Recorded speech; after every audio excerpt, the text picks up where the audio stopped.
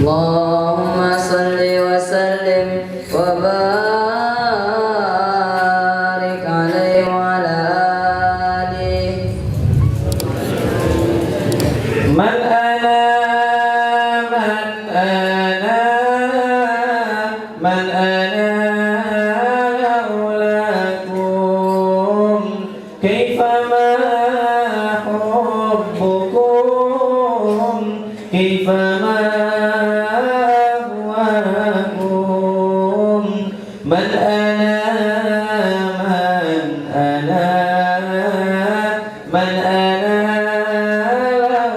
laulakum kaifama hubbukum kaifama huwakum man ana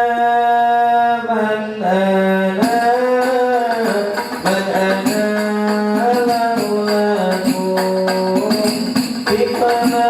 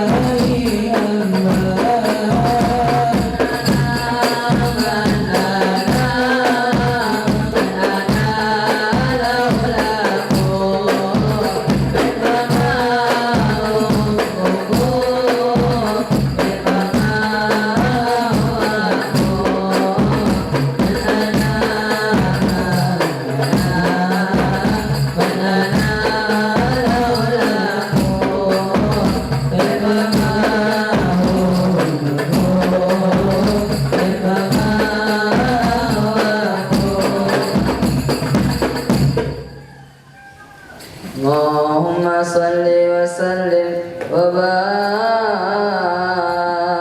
عليه وعلى آله. Bismillahirrahmanirrahim. Alhamdulillahirabbil alamin.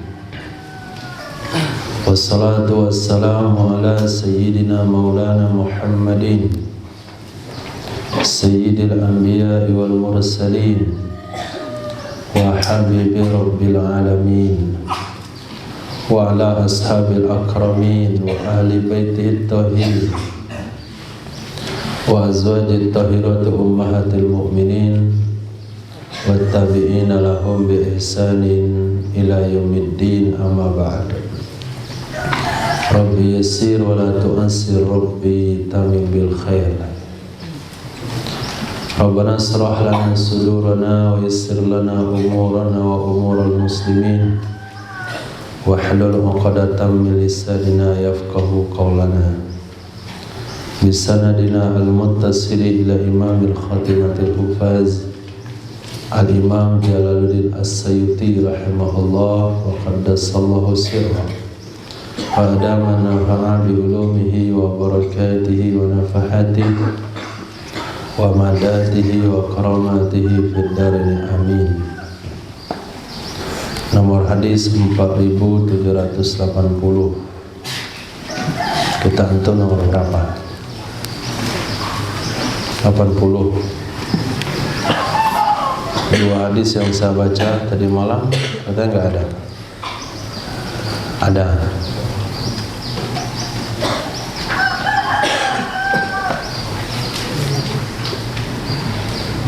Kitab putih nggak ada.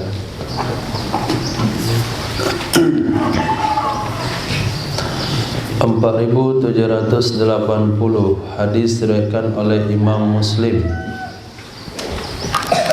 dari Sayyidina Abi Hurairah radhiyallahu an, sayakunu akan ada fi akhir zaman, pada penghujung zaman,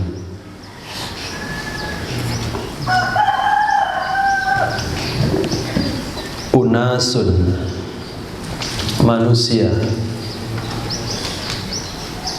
yuhadditsunakum, mereka akan bercerita kepada kalian. Yuhadditsunakum, mereka akan bercerita kepada kalian, bima, dengan sesuatu, la tasma'u bih, yang tidak kalian dengarkan dengannya, yang tidak kalian dengarkan dengannya sesuatu, antum wala abaukum, kalian dan juga nenek moyang kalian.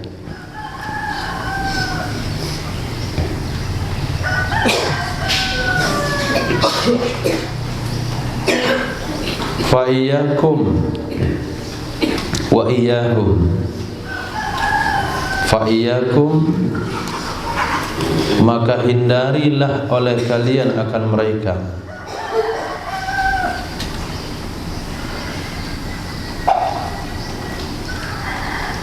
maka hindari oleh kalian akan mereka. Iyyakum pertama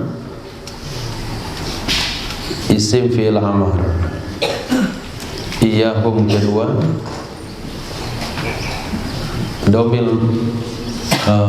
domir mansub jatuh untuk maf'ul bih, wawnya zaidah, maka hindarilah oleh kalian akan mereka. Apa maksudnya?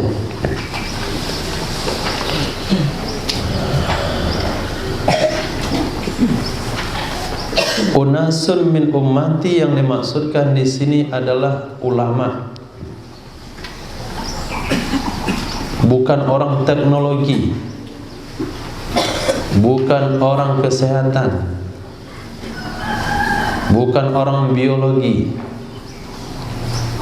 Kalau soal biologi memang kita tidak pernah mendengar sesuatu yang mereka buat hari ini. Bayi tabung misalnya. Kalau soal teknologi memang kita menemukan cerita mereka, bukti mereka, sesuatu yang tidak pernah didengar oleh nenek moyang kita sebelumnya. Bahkan di zaman kakek orang tua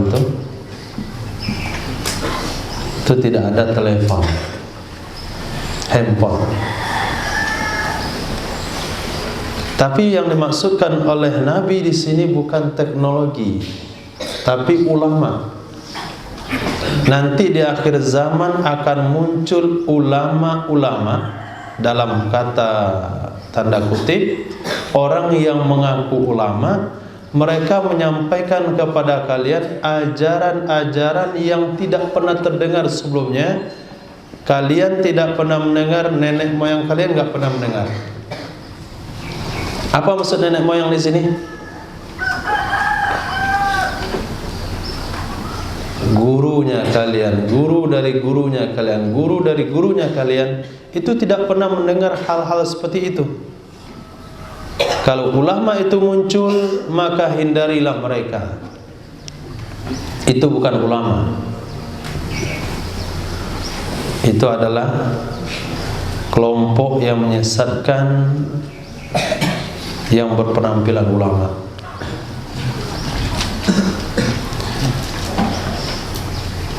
Pernah dengar Salafi Wahabi? Ketika ketika suatu masyarakat melakukan satu amalan, kenapa kalian melakukannya? Apa kata masyarakat?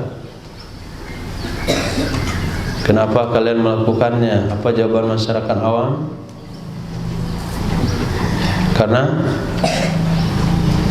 Karena orang-orang tua kami dulu melakukannya. Ketika jawaban itu yang dikeluarkan oleh masyarakat awam dikarenakan tidak mengetahui dalil suatu ibadah, lalu mereka ngutip ayat Al-Quran tentang orang musyrik. Apa ayatnya? Wa kunna, apa punya ayatnya? Ala abaina abauna.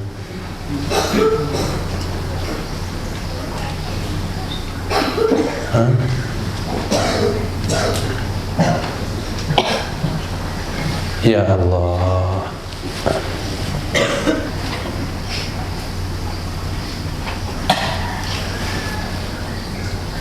Hadza ma wajadna alaihi aba'ana. Inilah sesuatu yang telah kami temukan di atasnya nenek moyang kami.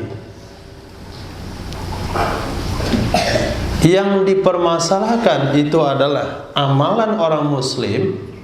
Dia kutip ayatnya, ayat orang musyrik. Itu bodohnya dia mencari dalil.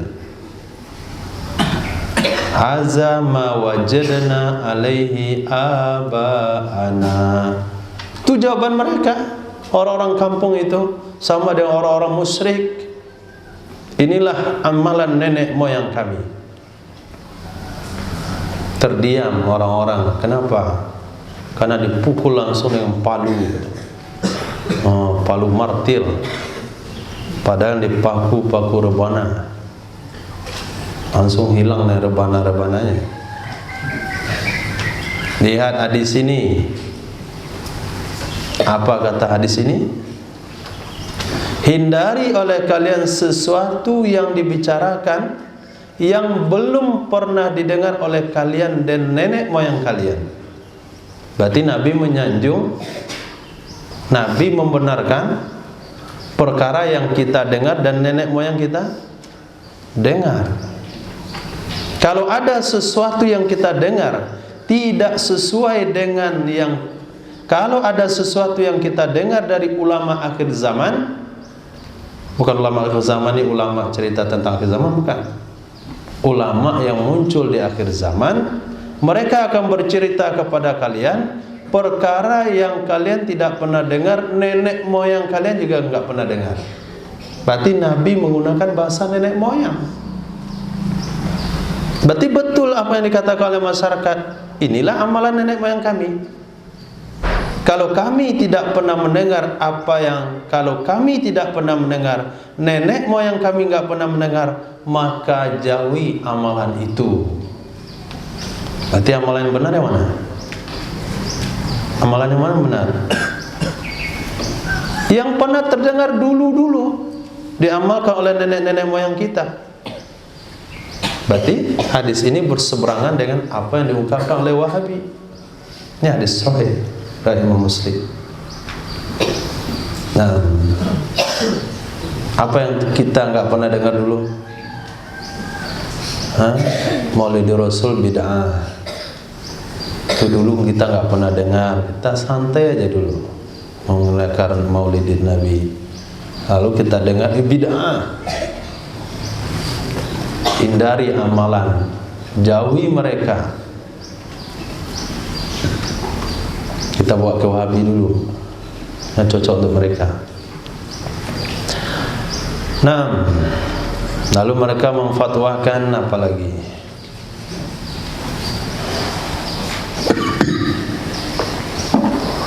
Baca Sayyidina haram dalam salat. Kita pernah dengar dulu nenek moyang kita ngamalkan Allahumma salli ala Sayyidina Muhammad. Datang ulama, orang ngaku ulama, orang yang ngaku ulama di akhir zaman, katanya Sayyidina nggak boleh dalam salat. Sehingga satu masjid menganga mendengar. Biasanya nggak begitu kami dengar. Dulu biasa-biasa aja kami baca Sayyidina. Apa perintah Nabi? Fa iyyakum wa iyyahum, jauhilah oleh kalian akan mereka-mereka yang menyampaikan ajaran-ajaran agama yang kalian tidak pernah dengar sebelumnya dan nenek moyang kalian belum pernah dengar sebelumnya. Ini satu lafaz. Nah, ada beberapa jenis lain lagi yang hari ini dikatakan beragama tapi tidak pernah diriwayatkan sebelumnya. Di Jawa,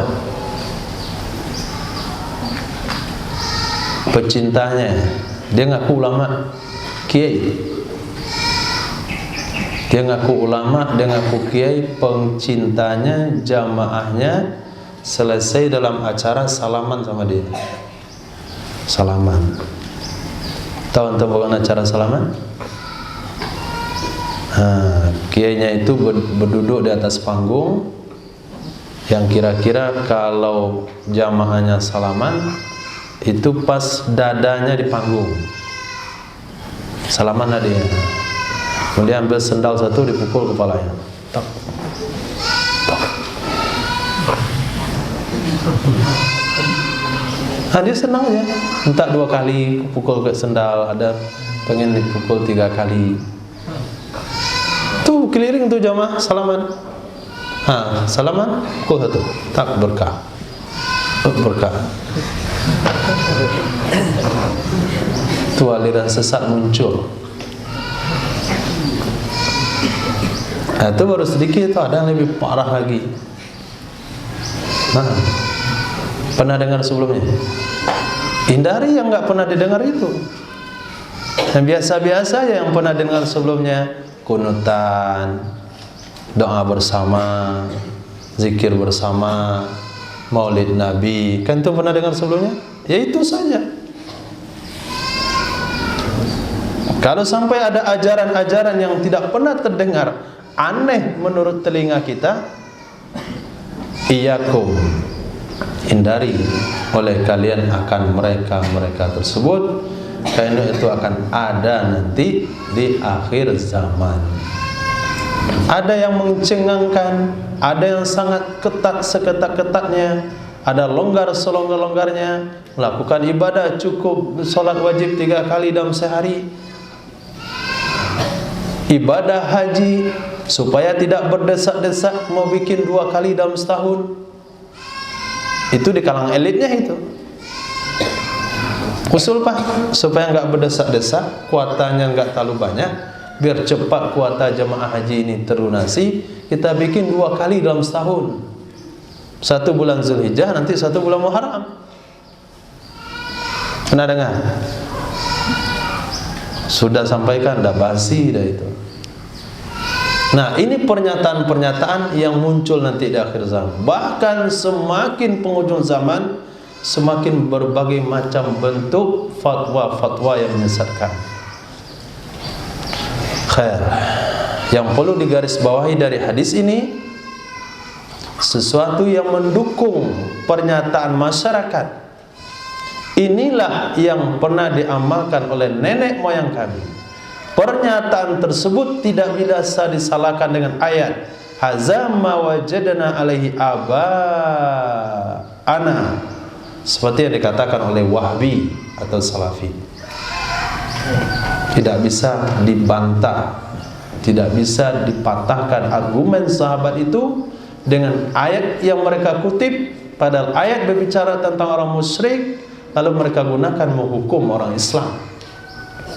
Tapi yang betul, pernyataan masyarakat itu adalah betul. Kenapa? Karena Nabi bersabda, secara mafhum dari hadis ini, selalulah kalian berpegang dengan ajaran-ajaran yang pernah kalian dengar, yang pernah didengar oleh nenek moyang kalian.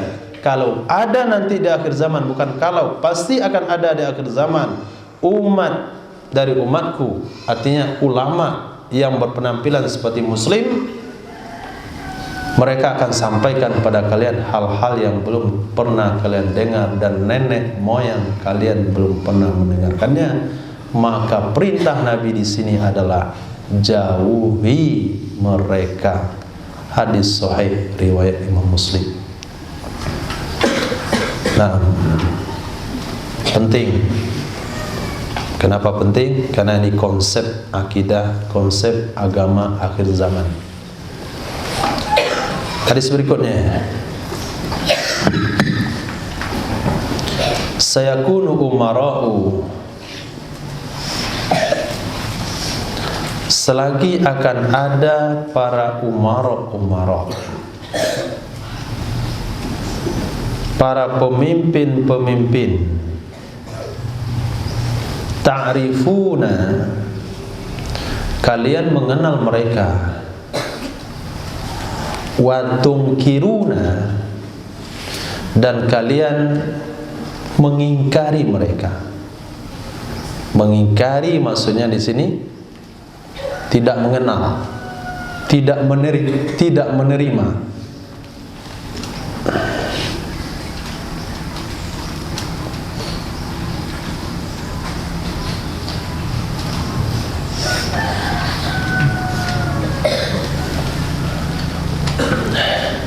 Jadi ta'rifuna maksudnya di sini tardawna ba'da aqwalihim wa af'alihim. Kalian mengenal mereka maksudnya kalian setuju, kalian ridha, kalian puas dengan sebagian perkataan mereka dan perbuatan mereka. Wa tunkiruna, dan kalian mengingkarinya. Mengingkari sebagian perkataan dan perbuatan mereka. Kalau soal itu saya setuju sekali lah dengan pemimpinnya. Tapi kalau soal ini kok bisa begitu ya?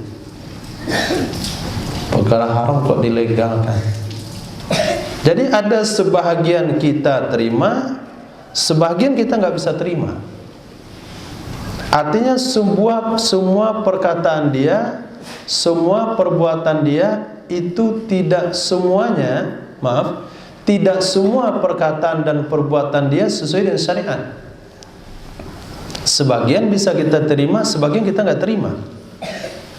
Kalau umarok seperti itu muncul nanti di akhir zaman, Nabi memberikan 3 konsep. Nah, yang pertama, faman nabadhahum, maka siapa saja yang membantah akan mereka umara, Membantah dengan artian pakai lidah, bukan melakukan pemberontakan, tapi dinasehati, dibantah, najah, maka dia akan selamat. Faman nabadahum, maka siapa saja yang membantah ia akan mereka umara, najah, dia akan selamat. Wa man i'tazalahum, dan siapa saja yang menjauhi ia akan mereka umara. I'tazala, menjauhi ia. Siapa saja yang menjauhi ia akan mereka umara, salima, dia akan selamat juga. Jadi yang selamat itu ada dua kelompok. Pertama, kelompok masa bodoh, artinya menghindar, tidak mau bersentuhan.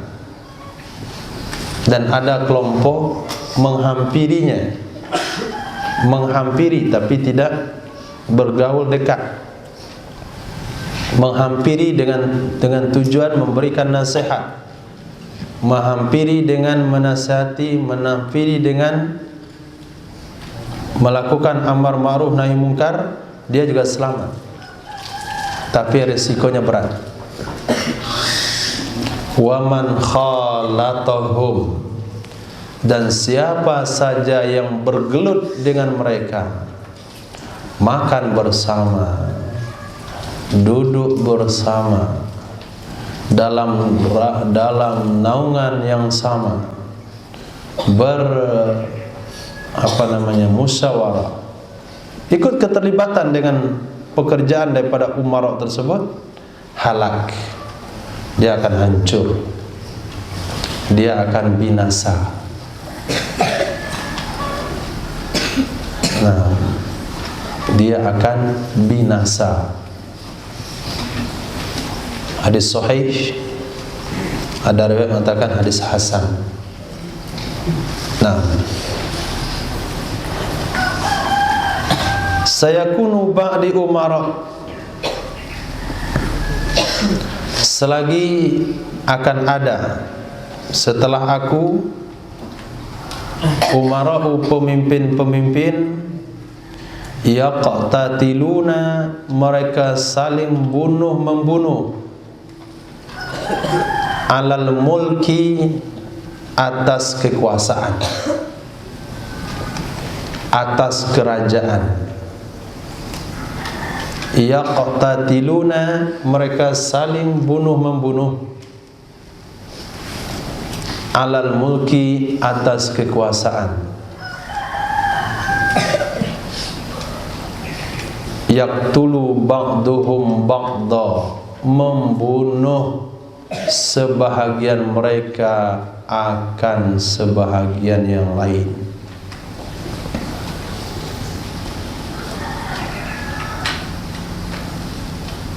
Hal ini sudah pernah terjadi. Sayyidina Abdullah bin Zubair itu dibunuh. Sayyidina Husain bin Ali dibunuh. Sayyidina Utsman bin Affan dibunuh. Tapi tidak saling membunuh. Yang disamakan, Sayyidina Utsman tidak bisa disamakan. Beliau tidak saling. Jadi beliau enggak masuk dalam bab umara. Kita sudah baca kemarin beberapa hadis, 30 tahun setelah aku itu adalah khalifah, bukan umara. Setelah khalifah akan muncul umara. Setelah umara akan muncul muluk. Setelah muluk akan muncul jababira, para diktator. Nah, apa bedanya dengan Sayyidina Utsman bin Affan? Kan terbunuh juga, beliau siap dibela oleh siapapun, tapi beliau katakan kepada seluruh budak-budaknya, hamba-hamba sahayanya, siapa yang tidak mengangkat senjata merdeka. Itu bukan saling bunuh-membunuh, dibunuh. Nah, jadi Umarah yang dimasukkan di sini, dia tidak pasrah. Dia menyusun kekuatan untuk merebut kekuasaan. Walaupun mereka dari jalur darah yang sama. Seperti yang terjadi antara Khalifah Amin dan Ma'mun. Siapa yang meninggal dalam peperangan itu? Amin Ma'mun. Amin Ma'mun. Padahal kedua-duanya pernah belajar dengan Imam Malik rahimahullah. Tapi karena kekuasaan itu nomor 2. Karena kekuasaan nomor 2, penyebab utamanya adalah pembisik yang ada dekat dia. Nah, orang-orang dekatnya yang membisikkan sesuatu kepadanya, menghembuskan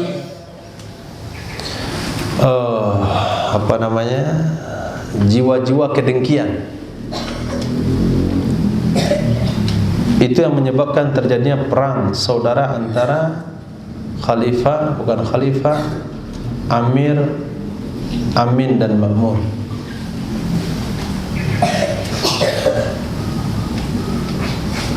Kalau di zaman itu sudah terjadi, kalau zaman sekarang lebih kemungkinan besarnya terjadi. Tapi tidak ada saling bunuh-membunuh. Saling bunuh-membunuh seperti dulu memang tidak ada. Tapi ada bahasa bunuh-membunuh karakter seseorang, membunuh nama baik seseorang. Nah, sebelum terjadi pemilihan pemimpin misalnya, apa yang terjadi? Perang bunuh-membunuh. Yang dibunuh adalah nama baiknya. Berusaha kelompok ini menjelekkan kelompok yang itu, kelompok ini menjelekkan figur yang itu, mati namanya sehingga nggak bisa terpilih lagi. Nah, dan kemarin juga banyak korban di dalam merebutkan kekuasaan.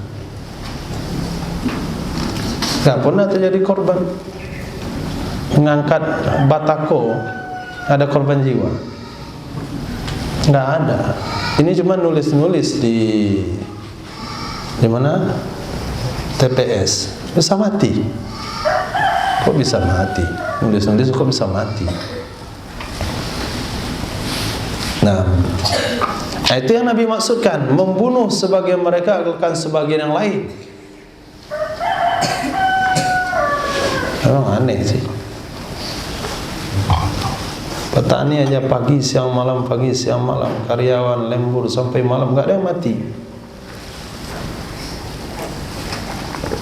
Ini kerja cuma sekali dalam setahun untuk beberapa hari saja, mati banyak. Khair, itu sudah terjadi dan akan terjadi berkali-kali. Semoga bukan di Indonesia. Sakunu fi ummati aqwam yukadzibuna bil qadari. Akan ada pada umatku beberapa kaum yang mereka mendustakan dengan qadar, dengan takdir. Mereka mendustakan dengan takdir, gak percaya dengan takdir.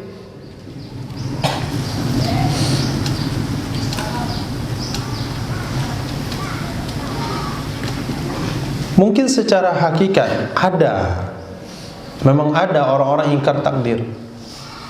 Tapi kadangkala secara bahasa itu kadang-kadang ada ungkapan-ungkapan yang bertentangan takdir. Contoh, usaha tidak mengkhianati hasil. Berarti dia telah menandakan. Kalau orang percaya takdir tentu nggak ngomong begitu. Nah, rencana di tangan kita, takdir di tangan Allah. Itu baru orang yakinin takdir. Kita hanya bisa berencana, Allah yang menentukan. Itu orang yakinin takdir. Jadi ada mungkin akidah orang ingkar takdir, ada bahasa-bahasa yang ingkar bertentangan dengan keyakinan terhadap takdir Allah Subhanahu wa taala. Maka jangan pernah mengutip bahasa sembarangan.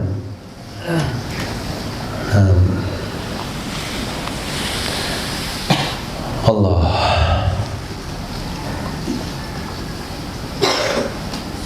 Nabi.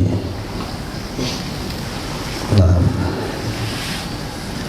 Hadis berikutnya, Nabi SAW bersabda, "Sayakunu ba'di qusas."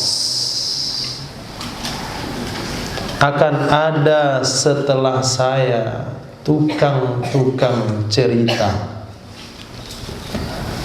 Sayakunu akan ada, akan muncul ba'di setelah saya qusas, tukang-tukang cerita. La yanzurullahu ilaihim, tidak memandang oleh Allah kepada mereka, tidak memandang oleh Allah kepada mereka.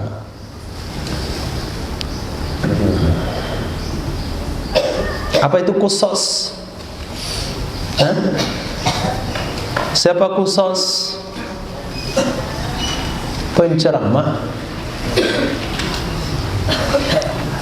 Penceramah yang menjadi penyiar berita.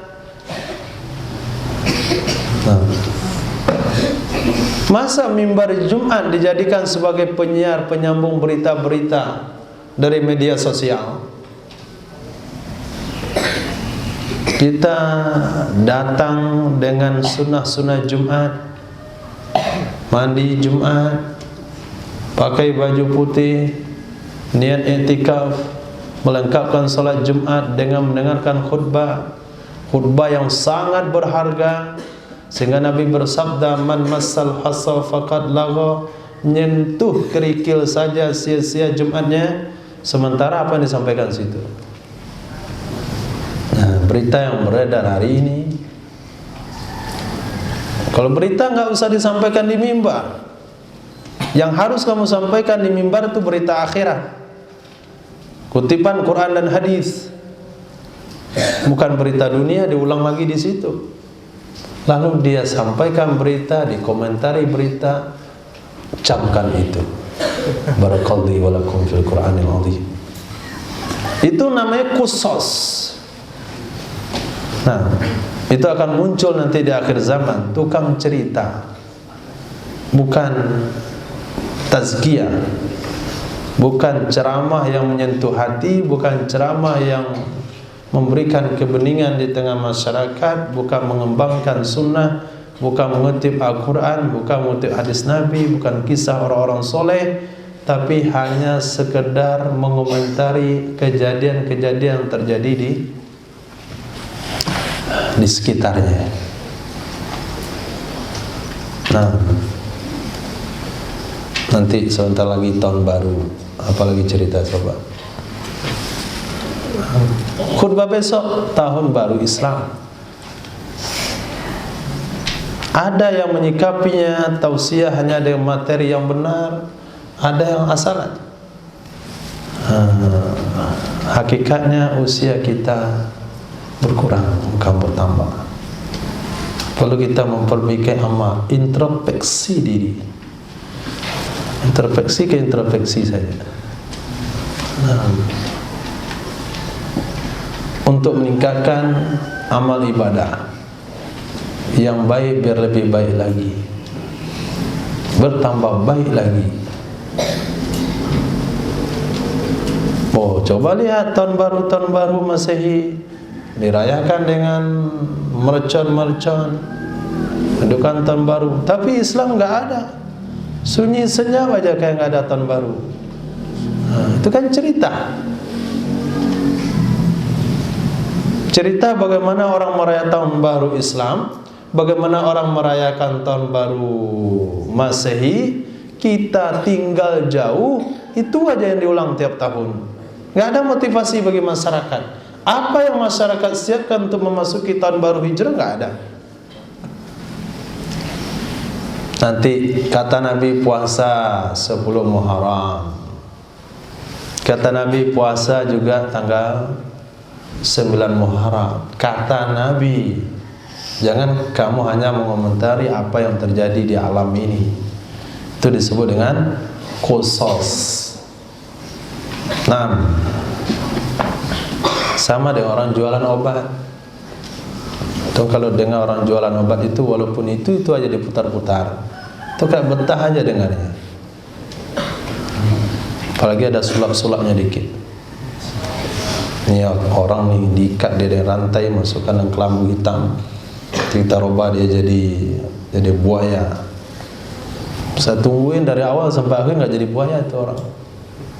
Sampai pulang sore, selesai nggak ada jadi buaya. Besok datang lagi dengan pedagang obat yang lain dengan konsep yang hampir sama. Kita tetap aja nungguin mana orang ini bisa jadi buaya. Enggak juga.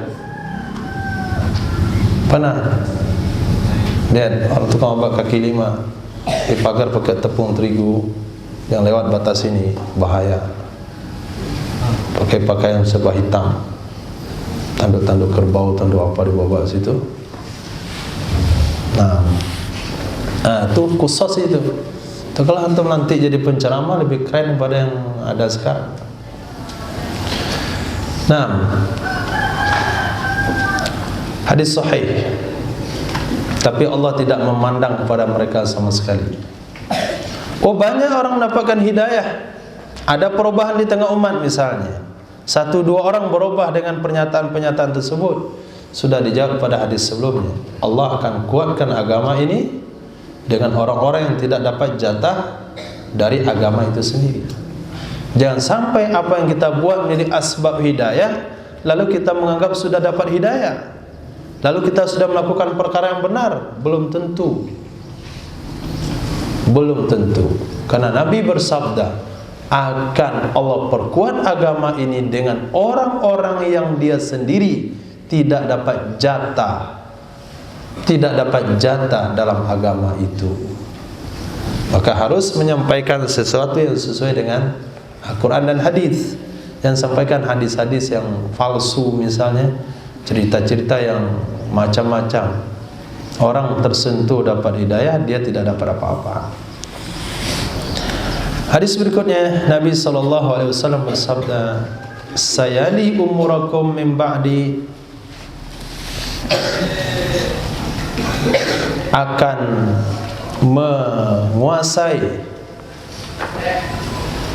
sayali akan mengurus, umurakum urusan-urusan kalian, umurakum urusan-urusan kalian, min ba'di dari setelah aku, rijalun oleh orang-orang, rijalun oleh orang-orang, yu'arrifunakum ma tunkirun wa tunkiruna alaikum ma ta'rifun.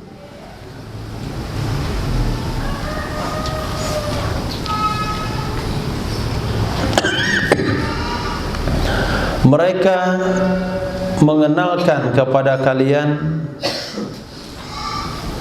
mereka memperkenalkan kepada kalian sesuatu yang kalian tidak terima,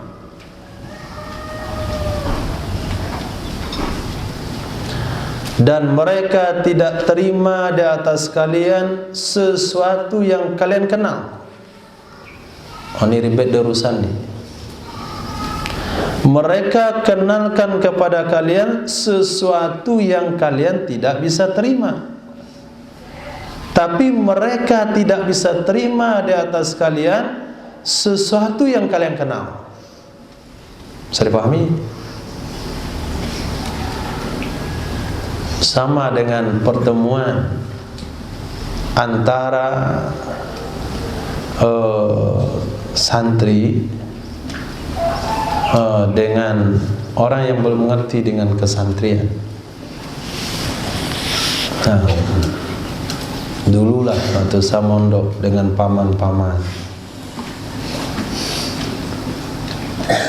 kita kenal sesuatu, mereka tak terima. Kita tidak terima sesuatu yang mereka kenal. Sekolah situ mana ijazahnya? Nggak ada ijazahnya. Kok sekolah nggak ada ijazah?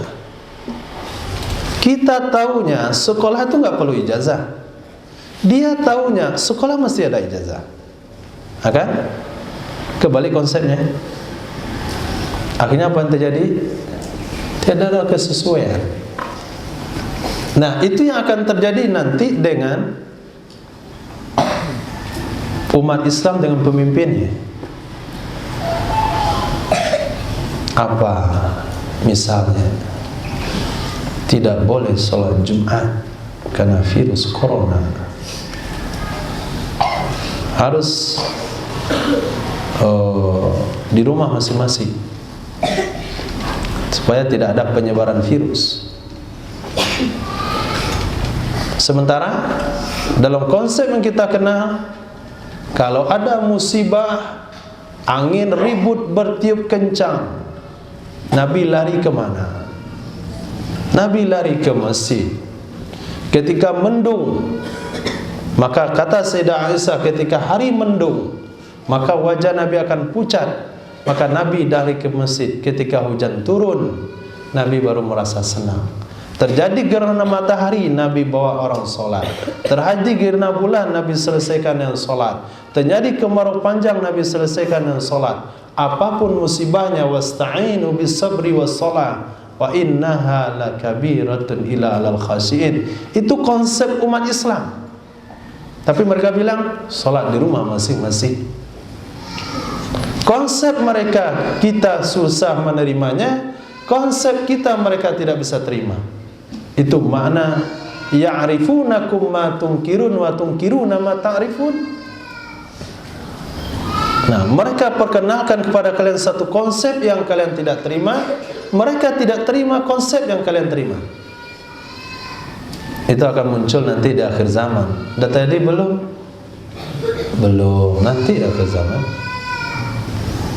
Nah, yang kemarin itu belum terjadi, sudah berlalu. Apa perintah Nabi di situ?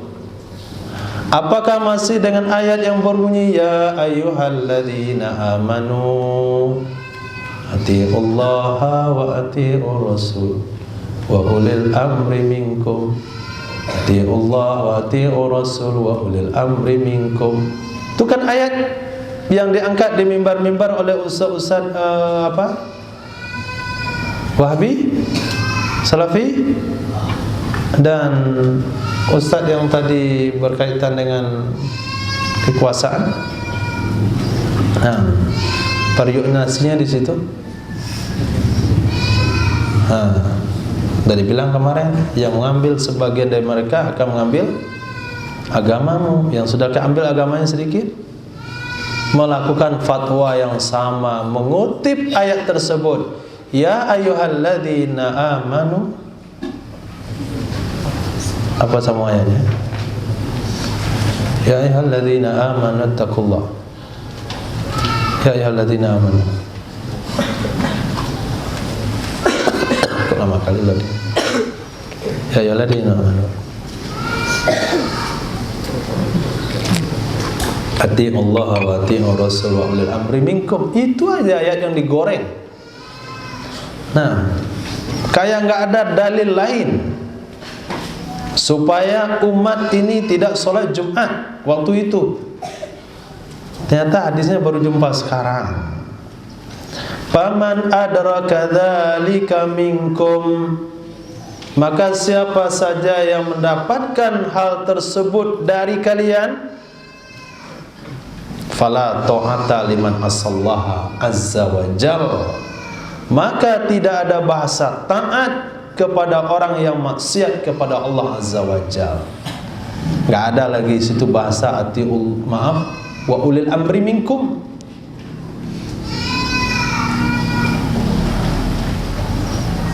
Kamu melanggar pemimpin, tidak ikut fatwa ulama, udah bilang jangan sholat Jumat, nanti menyebarkan virus, masih sholat Jumat, nggak taat namanya. Ya ayyuhalladzina amanu atiullaha atiur rasul wa uli amri minkum. Ini hadis sebagai jawabannya, hadis sahih, bukan hadis kaleng-kaleng. Fala ta'ata liman asallahu azza wa jalla, enggak ada taat di situ. Nah, kenapa? Karena konsepnya sudah beda. Bagaimana lagi? Kita tidak bisa terima apa yang mereka terima, tapi mereka enggak terima apa yang kita terima.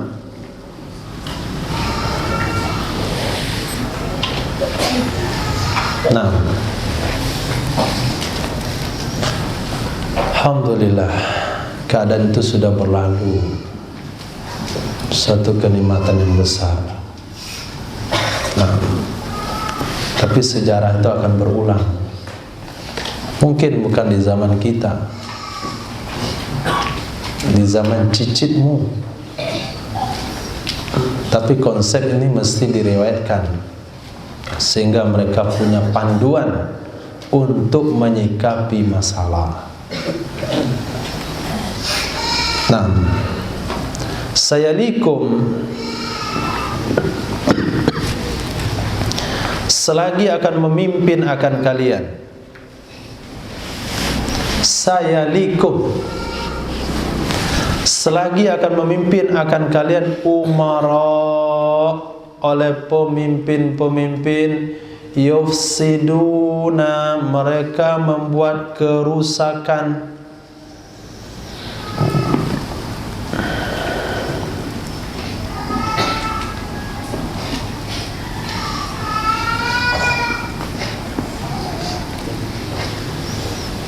Wa ma yuslihullahu, dan sesuatu yang memperbaiki oleh Allah bihim, dengan asbab mereka, dengan perantaraan mereka, aksar, lebih dominan, lebih banyak. Ini mungkin umara-umara yang ada di zaman Khalifah apa namanya, Abbasiyah misalnya,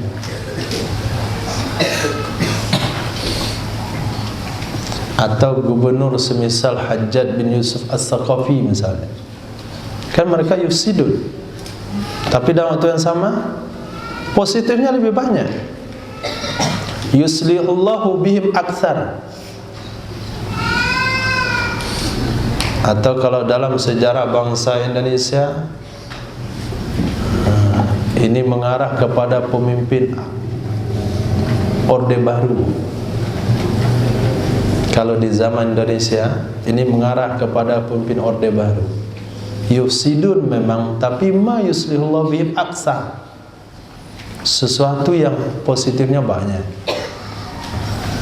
Nggak ada harga sembako melonjak sembarangan, nggak ada.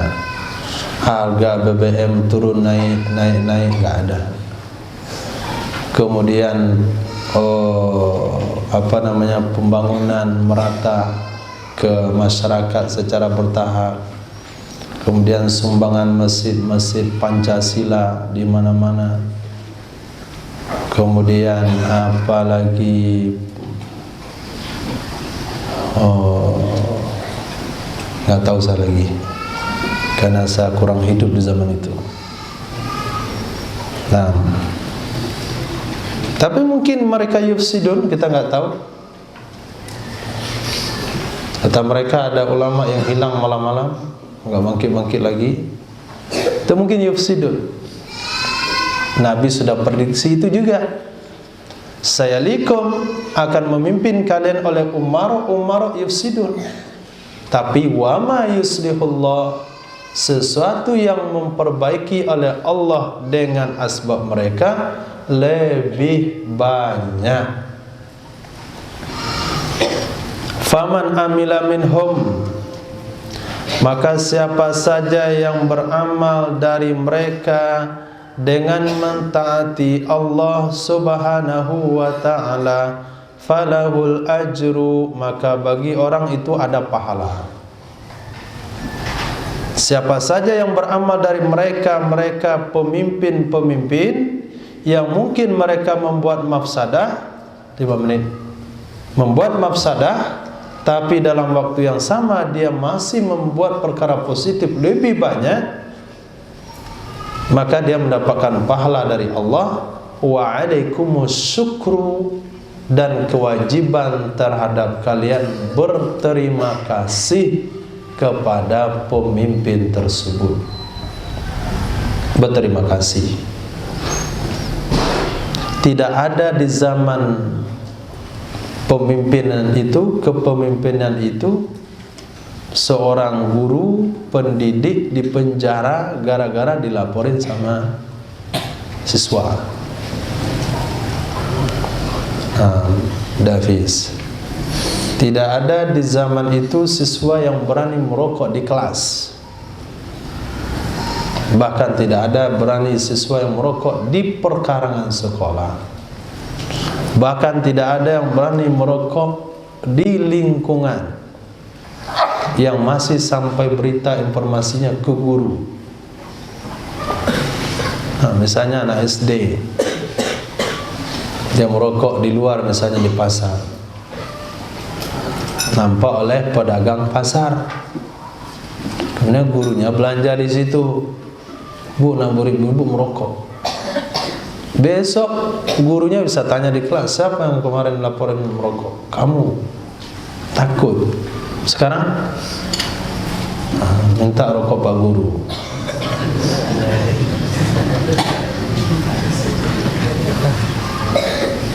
Kan mafsadah. Kenapa? Karena ada bahasa tindakan kekerasan kepada anak. Orang tua di penjara gara-gara anaknya, karena dilaporin. Kenapa? Karena anaknya nggak sholat lalu dirotan. Datanglah anak ini ke polisi, laporkan tindakan kekerasan kepada anak, masuk penjara lah bapaknya. Nggak ada di zaman itu. Nah, masih ada kesopanan, masih ada akhlak, masih ada wibawa orang tua, masih ada wibawa pendidikan. Hari ini nggak ada lagi. Nah, itu yang dimaksudkan. Kebaikannya masih banyak. Maka kita orang yang hidup di zaman itu, wa alaikumus syukru.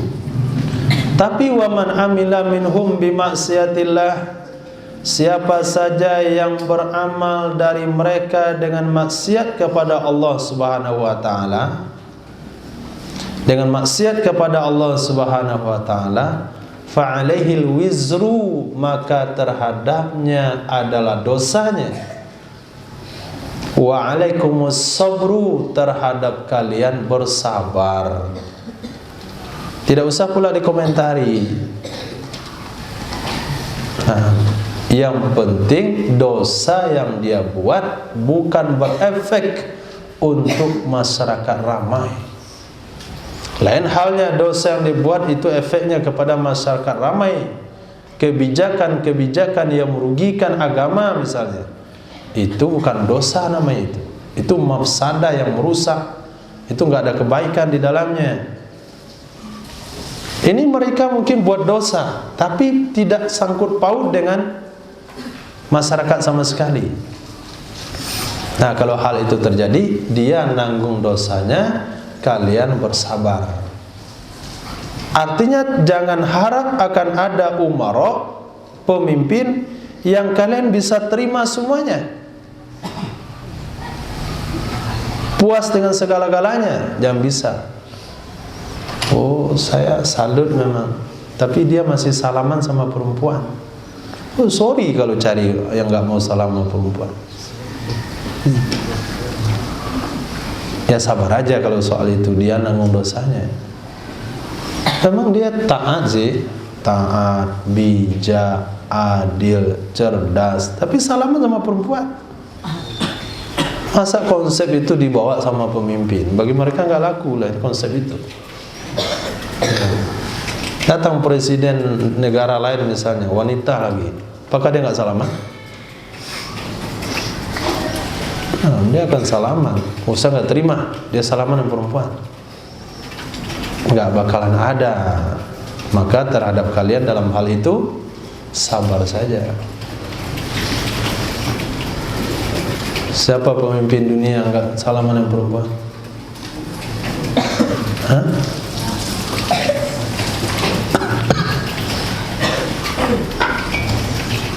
Siapa?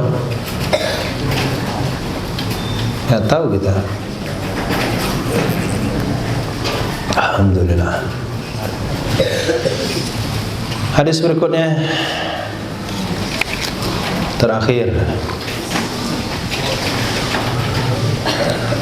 Sayukidul muslimuna min kisi Ya'jud wa Ma'jud wa nusyabihim wa atrisatihim sab'a sinin. Selagi akan menyalakan api, selagi akan menyalakan api oleh orang-orang Islam dari kulit Ya'jud Ma'jud dan anak-anak panah mereka dan perisai-perisai mereka sab'a sinin, selama 7 tahun.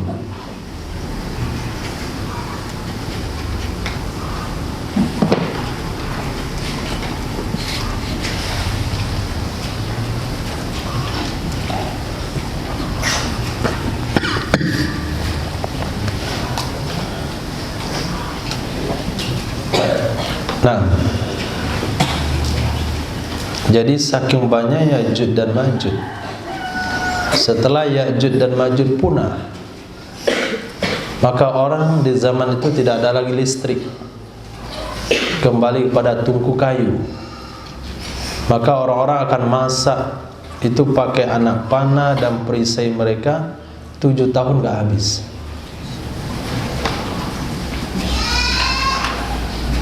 Ini menggambarkan apa? Menggambarkan apa? Hah? Menggambarkan apa?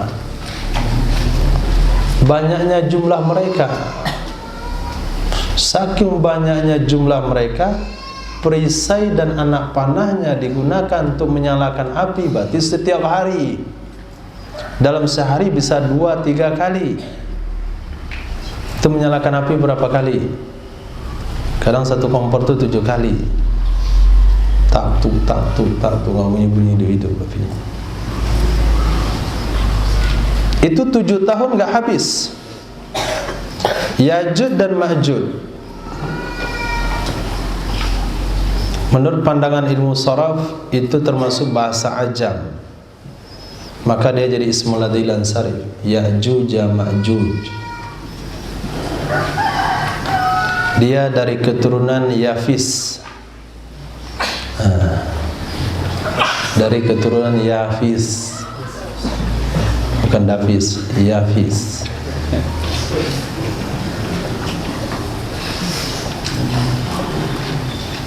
Ada bilang Ya'jud dari Turki.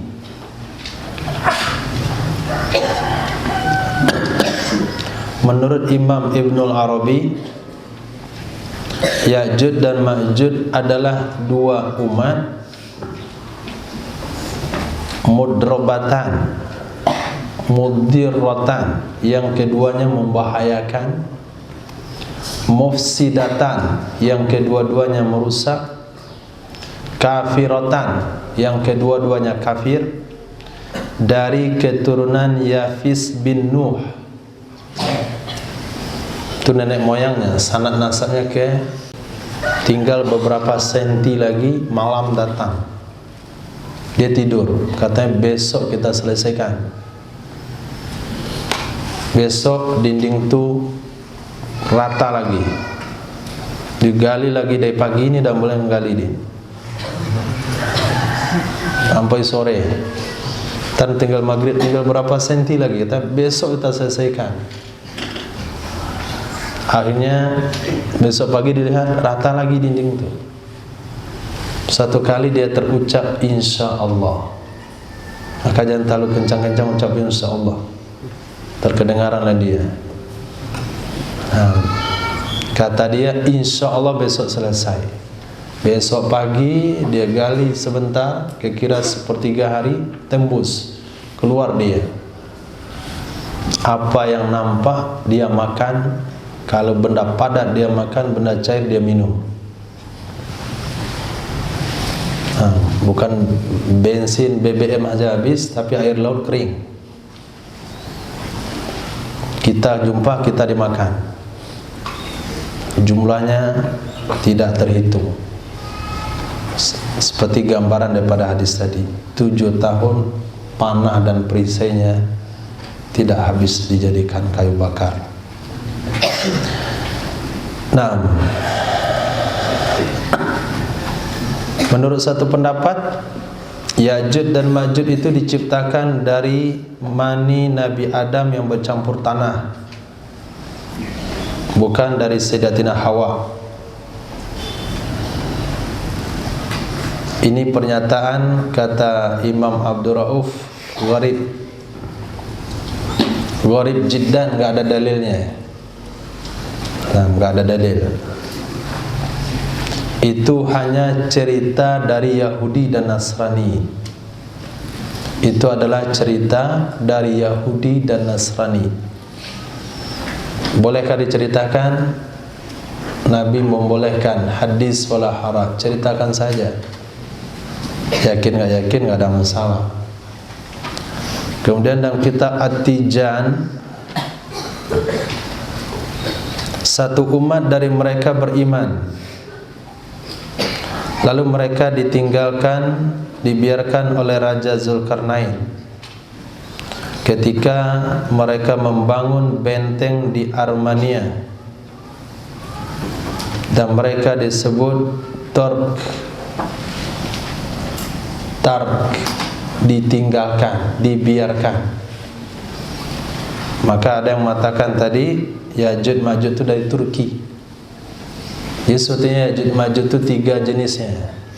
Satu Ya'juj, yang kedua Ma'juj, yang satu lagi ada lagi namanya. Ketika didakwa oleh Raja Zulkarnain, satu kelompok beriman, duanya tetap kafir, hanya dia didang, dipenjarakan di Armenia. Yang satu ini karena dibiarkan, maka bahasa Arab dibiarkan itu at-tark, dibiarkan, tidak dipenjara. Jadilah lahir bahasa Turki. Itu menurut ini saudara kembarnya. Maka kalau kita lihat kekuatan yang Allah berikan kepada bangsa Turki dalam hadis sebelumnya, kalau kalian ada masalah, kalau kalian cari masalah, jangan cari masalah dengan Turki. Tuh lihat bagaimana semangat mereka, kapal dibawa naik gunung. Itu nggak pernah dalam sejarah itu. Kapal dibawa menyeberangi gunung.